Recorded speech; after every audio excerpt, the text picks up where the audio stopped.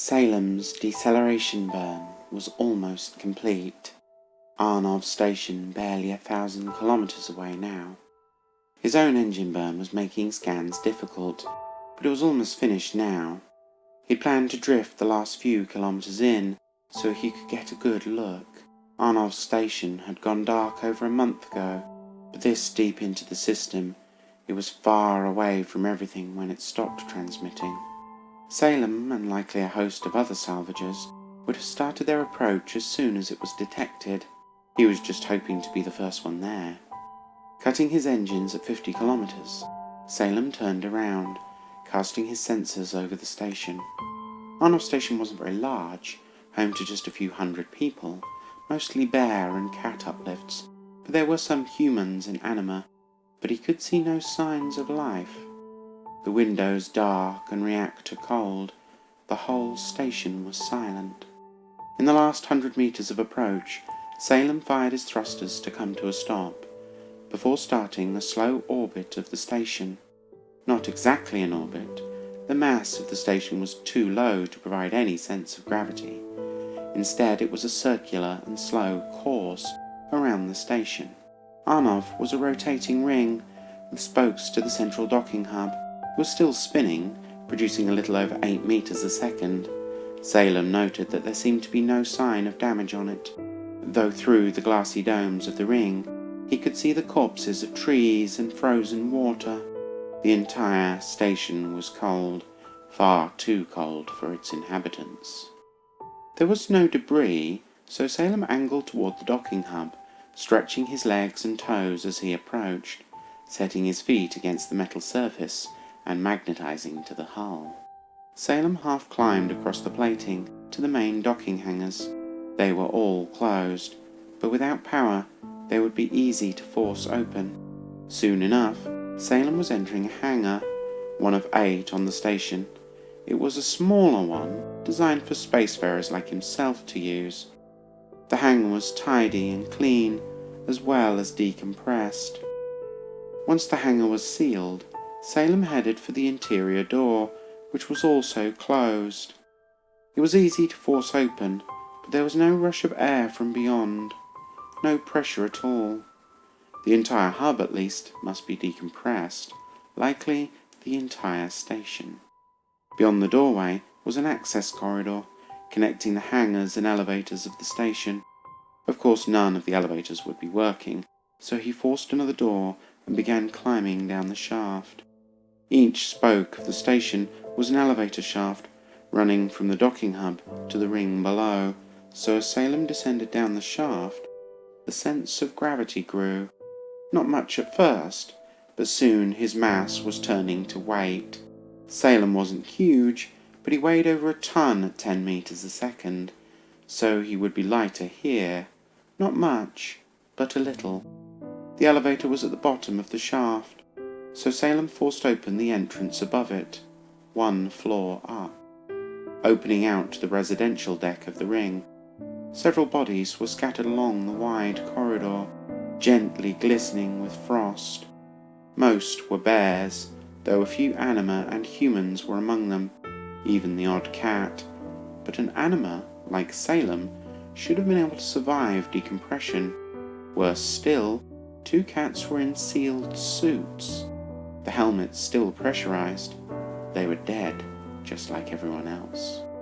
The only difference being that the cats had the opportunity to decompose. Salem moved quickly down the hall, careful to avoid the bodies scattered along it, soon reaching an access hatch to the floors above and below. The map he had of the station showed that the main control room was on the lowest deck, so he opened the hatch, clambering down the ladder, not as easy for him as it would be for a humanoid form. The bottom deck was mainly hydroponics, which surrounded him as he reached the floor.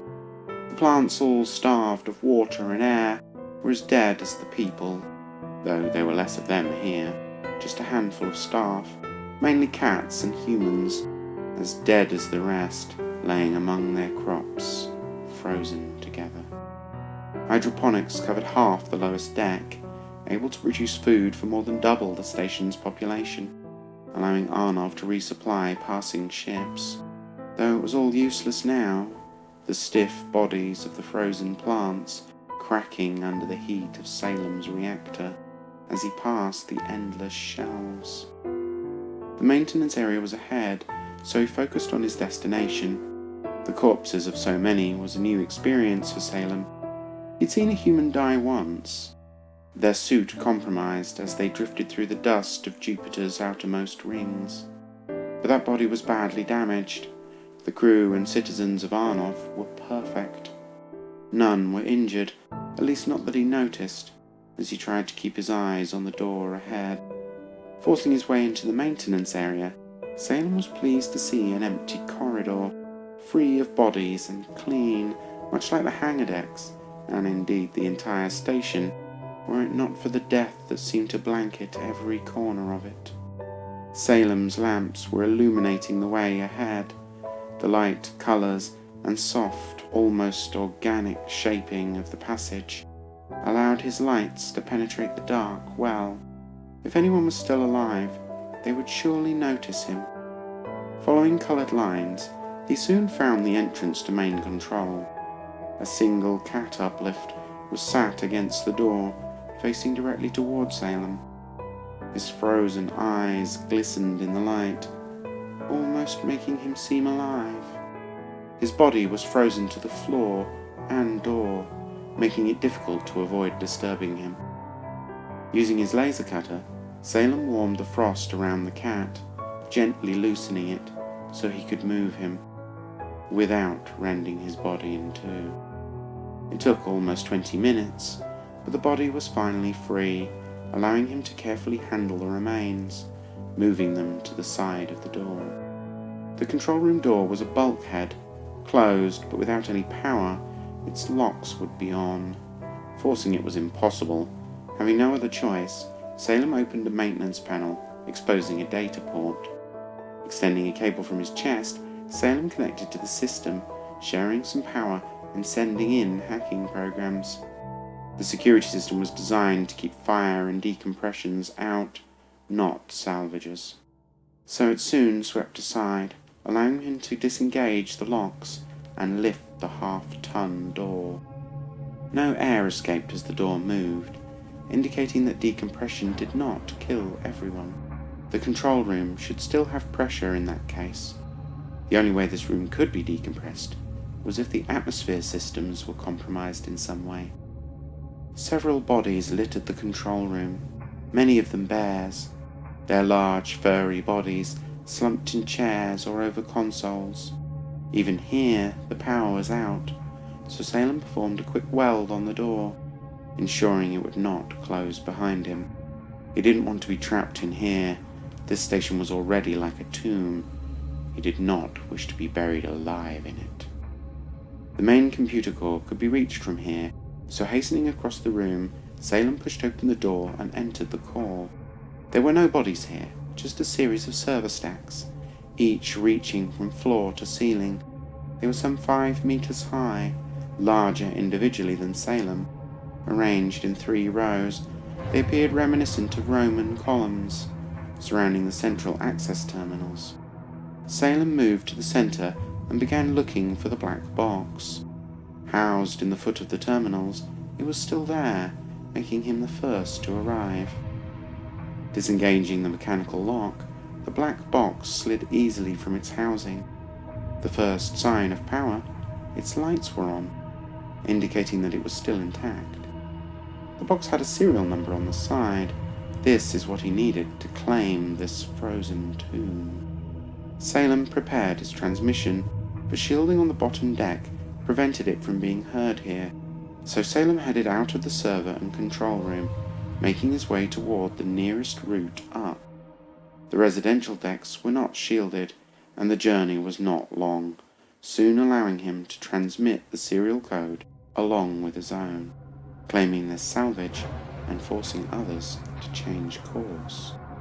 Heading next for the reactor room, Salem felt pleased at his haul, though a part of his AI mind was definitely disturbed by the graveyard he had claimed. The reactor, like everything else, was off. Even its consoles were dead, Plugging into the system and pumping a bit of power in, Salem was able to get the computers to wake. They did not boot into the interface, instead sitting at a CMOS warning, the data blanked, possibly as a security measure. The only place he could get the software was in his arms, the black box containing backups of everything, so he extended a second cable, connecting into it. The swirls of light and sparkles tore his surroundings down, reshaping them into the sweetest patterns, flowing inexorably to the edges of his mind. He could hear music from the farthest reaches of his imagination, rolling through the colours and lights, a seemingly endless dance of experience. Salem laughed and smiled into the ever madder swirls of his own mind.